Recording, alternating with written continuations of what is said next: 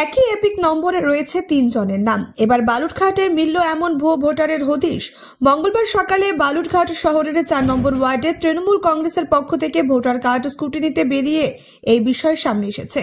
এদিন সকালে বালুরঘাট পুরসভার ৪ নম্বর ওয়ার্ডের কাউন্সিলর নীতা নন্দী সহ অন্যান্য তৃণমূল নেতৃত্বরা ভোটার কার্ড স্ক্রুটিনিতে বের হন। সেই সময় বিষয়টি নজরে আসে। একজন গুজরাটের ভোটার হলেও বাকি দুজন ভোটার বালুরঘাটের। এমন ঘটনার সামনে আসতেই শোরগোল পড়েছে শহর জুড়ে। পাশাপাশি পতিরামেও একই ঘটনার সামনে এসেছে।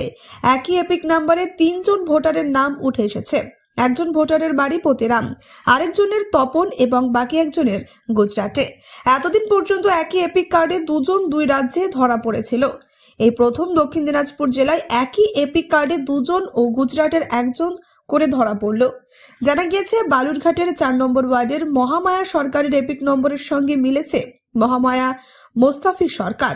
তিনিও বালুরঘাটের বাসিন্দা, তবে তার এখনো খোঁজ মেলেনি। একই এপিক নম্বরে গুজরাটের সুনিতা থায়ার নামও রয়েছে। অন্যদিকে বালুরঘাটের ৪ নম্বর ওয়ার্ডের স্বপন চক্রবর্তীর এপিক নম্বরে সঙ্গে গুজরাটের কেটি ডেভিসের নাম উল্লেখ রয়েছে। ওই ওয়ার্ডে গৌরী সরকারের এপিক নম্বরেই গুজরাটে আমির ভাই খোঁজার নাম পাওয়া গিয়েছে।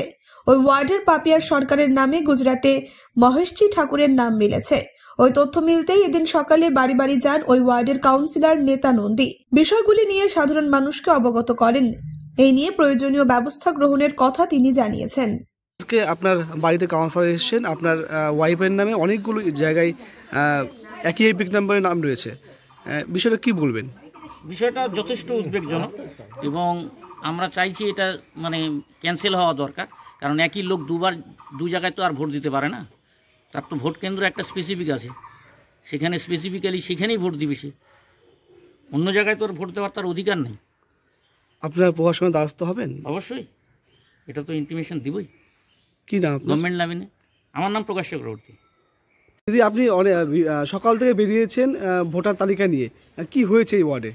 আচ্ছা, ভোটার তালিকা নিয়ে যেটা আমরা দেখতে পাচ্ছি, আমরা ২৭ তারিখ নেতাজি স্টেডিয়ামে আমরা আমাদের নেত্রী মাননীয় মমতা বন্দ্যোপাধ্যায় বার্তা আমরা শুনেছি। সেই হিসেবে আমরা আমাদের জেলায় আমাদের অভিভাবক মাননীয় শ্রী বিপ্লব মিত্র মহাশয়, ওনার নেতৃত্বে আমরা আমাদের ওয়ার্ডে বেরিয়েছি আমরা ভোটার লিস্ট নিয়ে।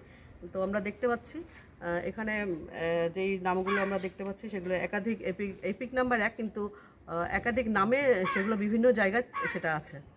সেগুলোই আমরা শনাক্ত করার চেষ্টা করছি। এই ওয়ার্ডে কতগুলি এরকম বেরিয়েছে? এখন অবধি আমরা ৪ জন দেখতে পেয়েছি। এখানে দেখা যাচ্ছে একজন একটা এপিক নাম্বার, কিন্তু তাদের ৩ জায়গায় ভোট, আর বাকি ৩ জন যারা আছে তাদের দেখা যাচ্ছে ২ জায়গায় আছে ভোট। কি মনে করছেন যে এতগুলো বেরোচ্ছে ভোটার বিভিন্ন ভিন রাজ্যের, কি মনে করছেন? তাই এটা তো একদমই এটা একটা খুব বাজে বিষয় হয়ে দাঁড়িয়েছে। বিগত এমপি ভোটে আমরা যেটা দেখেছি, আমাদের এই হারটা তো আমাদের উচিত ছিল না। আমরা খুব অল্প মার্জিনে আমরা হেরেছি। আমাদের এখানে যিনি প্রার্থী ছিলেন, এটা কখনোই তার সম্ভব ছিল না আমাদের হারটা। তো এখন তো আমাদের মনে হচ্ছে যেটা পরিকল্পনা করে এটা করা হয়েছে। আগামী গত ভোট, আসছে ভোট, সবসময় এটা এদেরই প্ল্যান। এরা এইভাবেই করেই জিততে যায়। আগামীতেও কি বিধানসভা ভোটে এই প্ল্যান করা হয়েছে, কি মনে করছেন? হ্যাঁ, এটা তো অবশ্যই মনে হচ্ছে যে আগামীতেও এরা এইভাবেই জিততে চাইছে। এইভাবেই মানুষের কাছ থেকে ভোটটা জোর করে আদায় করে নেওয়া, এটা বলবো আমি। অন্যভাবে অন্য দিক থেকে এটাকে জোর করাই তো হলো। আপনার নাম? নীতা নন্দী, ৪ নম্বর ওয়ার্ড কাউন্সিলর। বালুরঘাট থেকে মান্টি সিং এর রিপোর্ট, কুলিক নিউজ।